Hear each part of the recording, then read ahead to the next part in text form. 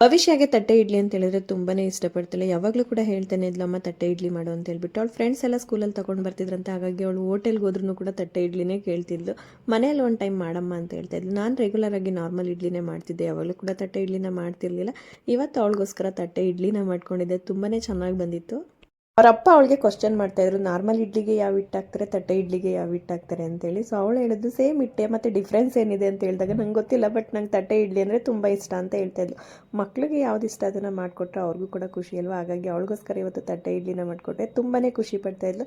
ಅದ್ರ ಜೊತೆಗೆ ಇದ್ಕಿದ ಬೇಳೆ ಸಾಂಬಾರನ್ನ ಮಾಡ್ಕೊಂಡಿದ್ದೆ. ಇವಾಗ ಅವರೆಕಾಯಿ ಸೀಸನ್ ಆಗಿರೋದ್ರಿಂದ ಇದ್ಕಿದ ಬೇಳೆ ಸಾಂಬಾರು ಮತ್ತು ಇಡ್ಲಿ ಕಾಂಬಿನೇಷನ್ ಅಂತೂ ತುಂಬಾ ಚೆನ್ನಾಗಿರುತ್ತೆ. ಅವರ ಬೇಳೆ ಅಂತೂ ಘಮ ಘಮ ಅಂತಿರುತ್ತೆ ಮನೆಯೆಲ್ಲ. ಹಾಗೆ ಅವ್ರು ಹೋಗ್ಬೇಕಾದ್ರೆ ತುಂಬಾ ಟೈಮ್ ಆಗಿತ್ತು ಅಂತೇಳಿ ಇಡ್ಲಿ ಯಾವ ಥರ ಬಂತು ಅಂತೇಳಿ ವೀಡಿಯೋನ ತೋರ್ಸೋಕ್ಕಾಗಿರಲಿಲ್ಲ, ಸ್ಕಿಪ್ ಮಾಡಿಬಿಟ್ಟಿದ್ದೆ. ಭವಿಷ್ಯ ಸ್ಕೂಲ್ಗೆ ಹೋದ್ಮೇಲೆ ಮತ್ತೆ ನಮ್ಮದು ಡೈಲಿ ರೊಟೀನ್ ಸೇಮ್ ಇರುತ್ತೆ. ಪಾಪುಗೆ ಸ್ನಾನ ಮಾಡಿಸಿ ನಾನು ಕೂಡ ಸ್ನಾನ ಮಾಡಿಕೊಂಡು ಮತ್ತೆ ಇಡ್ಲಿನ ಮಾಡಿಕೊಂಡು ತಿಂದ್ವಿ. ತುಂಬಾ ಚೆನ್ನಾಗಿ